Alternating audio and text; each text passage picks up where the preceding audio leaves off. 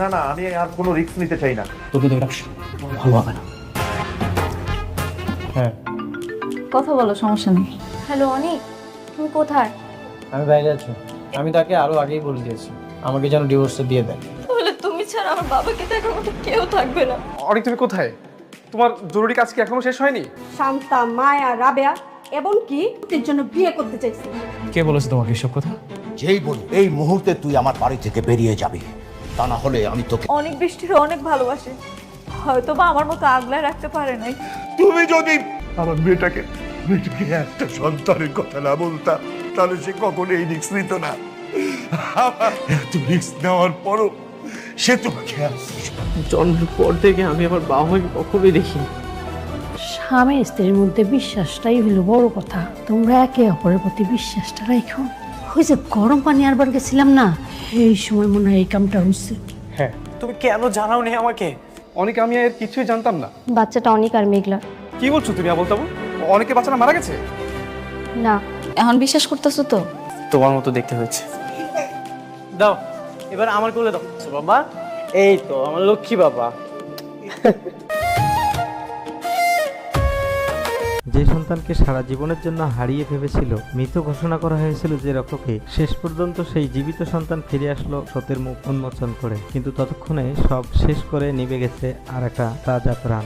গরিব ঘরের রাজপুত্র নাটকের এই অন্তিম পর্বে যে হৃদয় বিদারক আর অবিশ্বাস্য ক্লাইম্যাক্স ঘটিয়ে দিল পরিচালক, তা দেখে হাজার দর্শকের চোখে পানি ভেসে গেছে। আগামীতে যদিও রাজপুত্র সিরিজের সমাপ্তি টেনে এক নতুন চমক নিয়ে আসতে চলেছে দুই পৃথিবীর রাজা নামের ব্র্যান্ড নিউ সিরিজ, কিন্তু এই নাটকের আজকের শেষ দৃশ্যে ঘটে যাওয়া সেই রহস্যময় মোড় আমাদের সবাইকে পুরোপুরি স্তব্ধ করে দিয়েছে। পুরো পর্বের শুরুটা হয়েছিল মারাত্মক এক দণ্ড দিয়ে। অনিক যখন জালিয়াতির ছক ফাঁস করে প্রতিপক্ষকে কোণঠাসা করে ফেলে, ঠিক তখনই এক করুণ সুর বেজে ওঠে গল্পের গভীরে। একদিকে অনিকের অতীত জীবনের টানাপোড়েন, আর অন্যদিকে হাসপাতালে জীবনের শেষ যুদ্ধের মুখোমুখি দাঁড়িয়ে ছিল বৃষ্টি। নিজের জীবনের সমস্ত ঝুঁকি নিয়ে বৃষ্টি এমন এক কঠিন অপারেশনের সিদ্ধান্ত নেয় যা সফল না হলে নেমে আসবে চিরতরের অন্ধকার। কিন্তু সবচেয়ে বড় শখ ছিল তখন যখন হাসপাতালের বেড থেকে বৃষ্টি কাঁদো কাঁদো গলায় শেষবারের মতো অনিককে দেখতে চেয়েছিল, আর অনিক তীব্র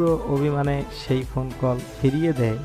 বৃষ্টির চোখ ভরা জল আর বাবার আকুতি কোনো কিছুই যেন অনিককে বরফ করতে পারেনি। ঠিক তখনই ঘটে যায় সেই অপূরণীয় বিপর্যয়। অপারেশন থিয়েটার থেকে ডাক্তার বের হয়ে যখন ঘোষণা করে যে বৃষ্টি আর বেঁচে নেই, তখন চারপাশের পুরো পৃথিবী এক নিমিষে যেন থমকে যায়। এরপর যা হলো তা অনিকের কল্পনারও বাইরে ছিল। যখন সে হাসপাতালে ছুটে আসে, ছাব্বির আর বৃষ্টির বাবা তাকে ধিক্কার জানিয়ে সত্যটা সামনে আনে। বৃষ্টি কোনো নিজের খেয়ালে অপারেশন করতে যায়নি, সে অনিককে একটা সন্তানের সুখ দেওয়ার জন্য নিজের জীবন বাজি রেখেছিল। অনিক যখন কবরস্থানে গিয়ে মাটির ওপর আছড়ে পড়ে কাঁদছিল, তখন অনুশোচনার আগুনে পুড়ছিল তার অহংকার। কিন্তু এখানেই শেষ না, গল্পের আসল টুইস্ট আসে তখন যখন ছাব্বির অনিক আর মেঘলার সামনে এসে দাঁড়ায় একটা ফুটফুটে সন্তানকে কোলে নিয়ে। যে বাচ্চাটাকে এতদিন মৃত বলে মাটি চাপা দেওয়ার কষ্ট বেয়ে বেড়াচ্ছিল মেঘলা ও অনিক, আসলে সে এখনও মারা যায়নি। সে কখনোই মারা যায়নি। পেছনের লোক আর অনিকের লোভী চাচার নোংরা চালে অ্যাম্বুলেন্স থেকে বাচ্চা বদল দিয়ে এক মৃত সন্তান রেখে দেয়া হয়েছিল। আর এই সত্যটা বৃষ্টি জানতে পেরেছিল অনেক আগেই, কিন্তু ভয় আর ভালোবাসার জটিল সমীকরণে সে মুখ খুলতে পারেনি। মৃত্যুর ঠিক আগ মুহূর্তে সাব্বিরকে দিয়ে যাওয়া কথা, যদি সে বেঁচে না থাকে তবে যেন অনিকের সন্তানকে তার আসল বাবা মায়ের কোলে ফিরিয়ে দেওয়া হয়। আমার ব্যক্তিগত মতে আজকের পর্বটি ছিল পুরো সিরিজের সবচেয়ে ইমোশনাল এবং ড্রামাটিক একটা পর্ব। অনিকের অসংবেদনশীল আচরণ আর অতিমাত্রায় ভুল বোঝাবুঝি হয়তো অনেককেই মেনে নিতে পারেনি, কিন্তু বৃষ্টির এই আত্মত্যাগ আর শেষ পর্যন্ত নিজের সত্য রক্ষা করে সাব্বিরের সততা পুরো গল্পকে এক অন্যরকম সিনেমেটিক মাত্রা দিয়েছে। যদি আমরা গভীরভাবে চিন্তা করি, কোনো লুকোনো ক্লু বা হিডেন হিন্ট খোঁজার চেষ্টা করি, তবে দেখব গল্পের শুরু থেকেই চাচার বারবার অদ্ভুত আচরণ এবং অ্যাম্বুলেন্সের সেই গরম পানি আনার অহেতুক মুহূর্তটাই ছিল বাচ্চা চুরির সবচেয়ে বড় ইশারা। যা সাধারণ দর্শকরা হয়তো প্রথমবার খেয়াল করেনি। বৃষ্টি সেই সত্য গোপন রেখেছিল, কারণ সে চাইছিল নিজের গর্ভ থেকেই অনেককে নতুন উপহার দিয়ে পুরনো অপরাধীদের সাজা থেকে বাঁচাতে। কিন্তু নিয়তি লিখেছিল অন্য গল্প। যেহেতু গরিব ঘরের রাজপুত্র এই 43তম পর্বের মাধ্যমেই আনুষ্ঠানিকভাবে বিদায় নিল, তাই আগামীতে আমরা অনিক ও মেঘলার নতুন জীবনের পাশাপাশি মিরাজ ও অনন্যা ইসলামকে দেখতে পাবো সম্পূর্ণ নতুন অবতারে। তাদের নতুন ধামাকা সিরিজ দুই পৃথিবীর রাজাতে সেখানে হয়তো রাজপুত্রের এই করুণ অতীত ছেড়ে দুই ভিন্ন জগতের রাজত্ব আর নতুন ভালোবাসার টানাপোড়েন শুরু হবে। এখন আপনাদের কাছে আমার একটাই প্রশ্ন,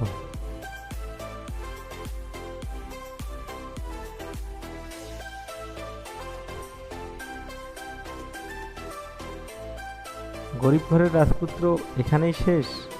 কিন্তু সত্যি কি সব রহস্যের পর্দা নেমে গেছে? একদমই না, কারণ কবরস্থানে বৃষ্টির দাপন শেষ হতেই এমন একটি ঘটনা ঘটল যা ইঙ্গিত দিচ্ছে এই গল্পের শেষের মধ্যেই লুকিয়ে আছে আরেকটি নতুন শুরুর রহস্য। অনিক যখন নিজের সন্তানকে বুকের সঙ্গে জড়িয়ে নির্বাক হয়ে দাঁড়িয়েছিল, তখন হঠাৎ করেই সাব্বিরের মোবাইলে একটি অচেনা নাম্বার থেকে ফোন আসে। ফোনের ওপাশে থাকা ব্যক্তি শুধু একটি কথাই বলে, যাকে তোমরা আসল মাস্টারমাইন্ড ভাবছ সে আসলে খেলোয়াড়ই না, খেলাটা চালিয়েছে আরও বড় একজন। কথাটি বলেই লাইনটি কেটে যায়। এই একটি ফোন কল মুহূর্তের মধ্যেই সবাইকে নতুন করে ভাবতে বাধ্য করে।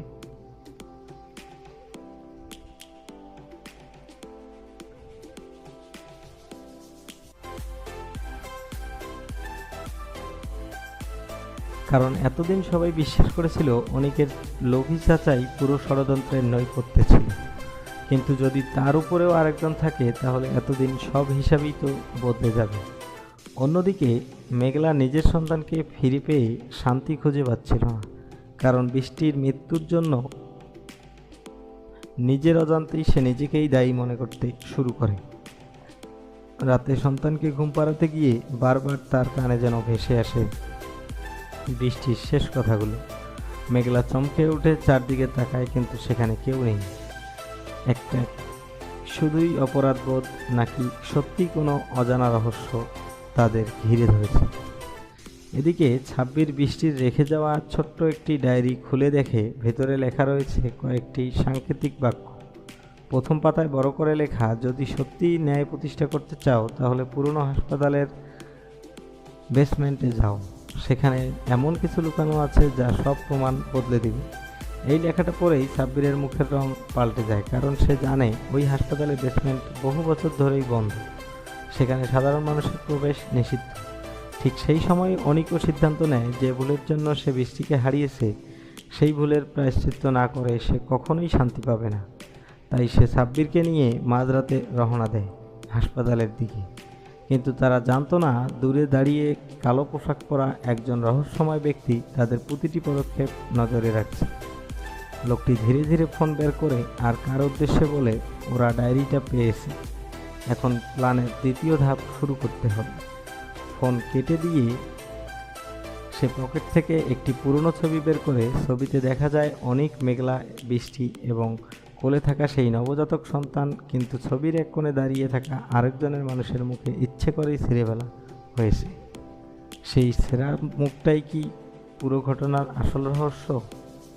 আর বৃষ্টির ডায়েরিতে লুকিয়ে থাকা প্রমাণ কি সত্যিই প্রকাশ করবে বহু বছরের সবচেয়ে ভয়ঙ্কর ষড়যন্ত্র, নাকি অনিক ও সাব্বির হাসপাতালের বেসমেন্টে পৌঁছানোর আগেই তাদের জন্য অপেক্ষা করছে আরও একটি ভয়াবহ ফাঁদ?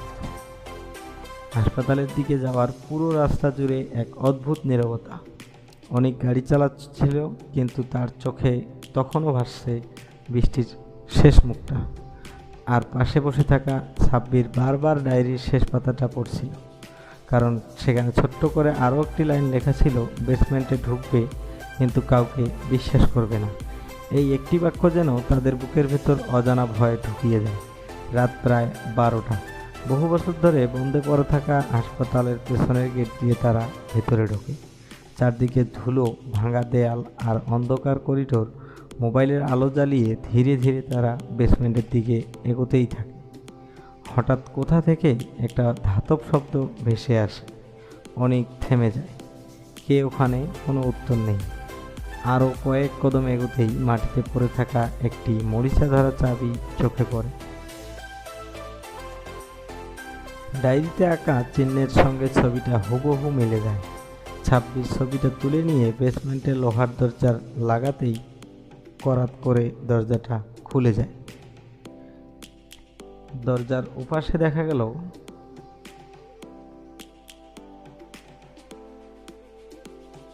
ঘরের ভেতর সারি সারি পুরনো ফাইল, কয়েকটি হার্ড ডিস্ক আর একটি লোহার ট্রাঙ্ক খুলতেই বেরিয়ে আসে অসংখ্য হাসপাতালের নথি। প্রতিটি নথিতে নবজাতকের শিশুদের জন্মের তথ্য, কিন্তু বেশ কয়েকটি পাতায় লাল কালি দিয়ে নাম কেটে অন্য নাম লেখা হয়েছে। অনেক কাঁপা কাঁপা হাতে একটি ফাইল তুলে নেয়। ফাইলের উপর লেখা শিশু অদল বদল প্রকল্প গোপন নথি।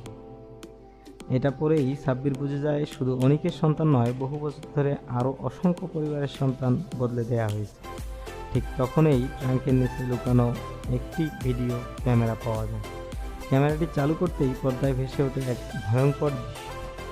ভিডিওতে দেখা যাচ্ছে অনিকের চাচা একা নয়, তার পাশে হাসপাতালের একজন সিনিয়র ডাক্তার, একজন প্রভাবশালী ব্যবসায়ী এবং মুখ ঢাকা আরও একজন ব্যক্তি দাঁড়িয়ে আছে। তারা টাকার ব্যাগ ভাগ করে নিচ্ছে, কিন্তু ভিডিওটি শেষ হওয়ার আগেই হঠাৎ স্ক্রিনে ঝাপসা হয়ে মাত্র 3টি শব্দ ভেসে ওঠে, সে এখনও বেঁচে আছে। ভিডিও বন্ধ। অনিক আর সাব্বির একে অপরের দিকে তাকিয়ে থাকে। সে বলতে থাকে, কাকে বোঝানো হয়েছে? ঠিক সেই মুহূর্তেই বেসমেন্টের সব আলো নিভে যায়। চারদিকে অন্ধকার, তারপর ধীরে ধীরে কারো পায়ের শব্দ কাছে আসতে থাকে। অনেক মোবাইলের টর্চ জ্বলতেই দেখতে পায় দরজার সামনে একজন লম্বা মানুষ দাঁড়িয়ে আছে। মুখটা অন্ধকারে স্পষ্ট দেখা যাচ্ছে না। লোকটি শান্ত গলায় শুধু একটি কথাই বলে, ভিডিওটা নিয়ে বের হতে চাইলে আগে আমাকে হারাতে হবে। তারপর সে ধীরে ধীরে মুখের উপর থেকে কালো কাপড়টা তুলতে শুরু করে। কালো কাপড়টা ধীরে ধীরে নিচে নামতেই অনিক আর সাব্বির দুজনেই যেন পাথর হয়ে গেল। লোকটিকে দেখে অনেক বিস্ময়ে বলে উঠল, আপনি এটা কিভাবে সম্ভব? কিন্তু পরিচালক ইচ্ছে করেই দর্শকদের সেই মুখটা পুরোপুরি দেখালেন না। ক্যামেরা শুধু লোকটির ঠোঁটের কোণের রহস্যময় হাসিটুকু দেখিয়ে আবার অন্ধকার করে দেয়। লোকটি শান্ত গলায় বলল, তোমরা যতটা সত্য জানো, আসল সত্য তার থেকেও অনেক ভয়ঙ্কর। এই কথা শেষ হতেই বেসমেন্টের জন্য অন্য প্রান্ত থেকে কয়েকজন অস্ত্রধারী লোক বেরিয়ে আসে। তারা সরাসরি ভিডিও ক্যামেরা আর ফাইলগুলো ছিনিয়ে নেওয়ার চেষ্টা করে। সাব্বির এক মুহূর্ত দেরি না করে ক্যামেরার মেমোরি কার্ড খুলে নিজের পকেটে লুকিয়ে ফেলে। এদিকে অনেক প্রাণপণ লড়াই শুরু করে। ধস্তাধস্তির এক পর্যায়ে একটি আলমারি ভেঙে পড়ে, আর তার পেছনে লুকিয়ে থাকা ছোট্ট একটি লোহার সিন্দুক বেরিয়ে আসে। লোকগুলো সিন্দুকটা দেখেই আতঙ্কিত হয়ে পড়ে।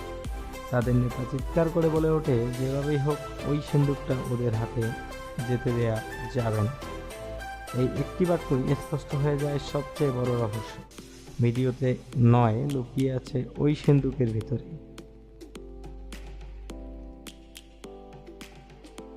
অনেক কোনোভাবে সিন্দুকটা হাতে তুলে নেয়, কিন্তু ঠিক তখনই রহস্যময় লোকটি বন্দুক বের করে তার দিকে তাক করে দাঁড়ায়।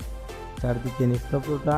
লোকটি ধীরে ধীরে বলে, সিন্দুকটা আমাকে দাও, কারণ এর ভেতরে যা আছে সেটা প্রকাশ হলে শুধু তোমাদের জীবন নয়, দেশের অনেক ক্ষমতাবান মানুষের মুখোশ খুলে যায়।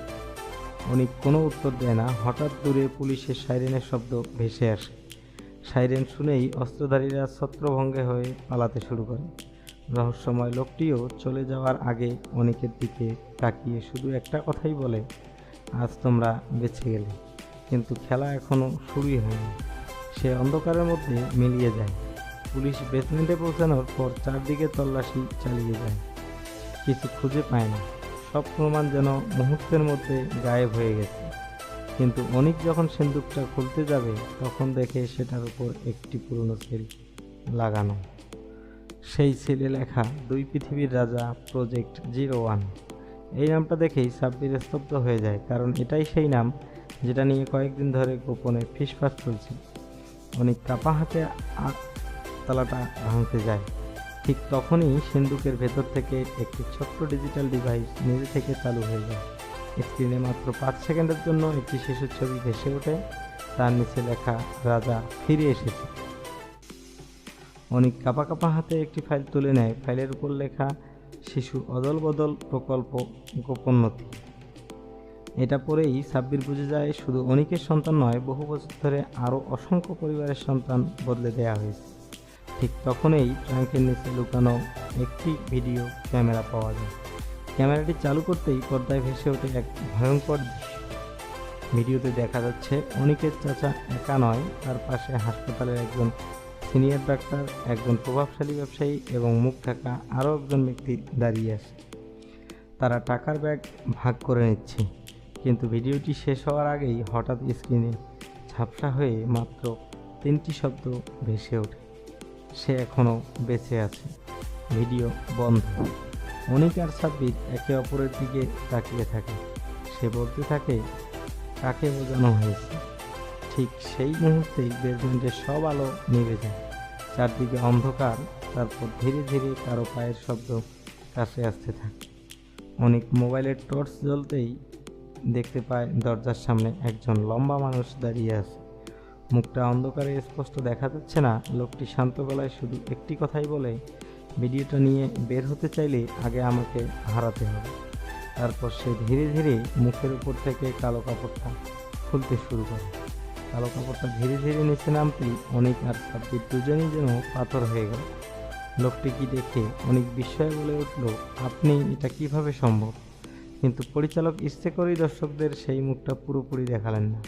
ক্যামেরা শুধু লোকটির ঠোঁটের কোণে রহস্যময় হাসিটুকু দেখিয়ে আবার অন্ধকার করে দেয়। লোকটি শান্ত গলায় বলল, তোমরা যতটা সত্য জানো, আসল সত্য তার থেকেও অনেক ভয়ঙ্কর। এই কথা শেষ হতেই বেসমেন্টের জন্য অন্য প্রান্ত থেকে কয়েকজন অস্ত্রধারী লোক বেরিয়ে আসে। তারা সরাসরি ভিডিও ক্যামেরা আর ফাইলগুলো ছিনিয়ে নেওয়ার চেষ্টা করে। সাব্বির এক মুহূর্ত দেরি না করে ক্যামেরার মেমোরি কার্ড খুলে নিজের পকেটে লুকিয়ে ফেলে। এদিকে অনেক প্রাণপণ লড়াই শুরু করে। ধস্তাধস্তির এক পর্যায়ে একটি আলমারি ভেঙে পড়ে, আর তার পেছনে লুকিয়ে থাকা ছোট্ট একটি লোহার সিন্দুক বেরিয়ে আসে। লোকগুলো সিন্দুকটা দেখেই আতঙ্কিত হয়ে পড়ে। তাদের নেতা চিৎকার করে বলে ওঠে, যেভাবেই হোক ওই সিন্দুকটা ওদের হাতে যেতে দেয়া যাবে না। এই একটি বাক্যই স্পষ্ট হয়ে যায় সবচেয়ে বড় রহস্য। ভিডিওতে নয়, লুকিয়ে আছে ওই সিন্দুকের ভিতরে। অনেক কোনোভাবে সিন্দুকটা হাতে তুলে নেয়, কিন্তু ঠিক তখনই রহস্যময় লোকটি বন্দুক বের করে তার দিকে তাক করে দাঁড়ায়। চারদিকে নিস্তব্ধতা।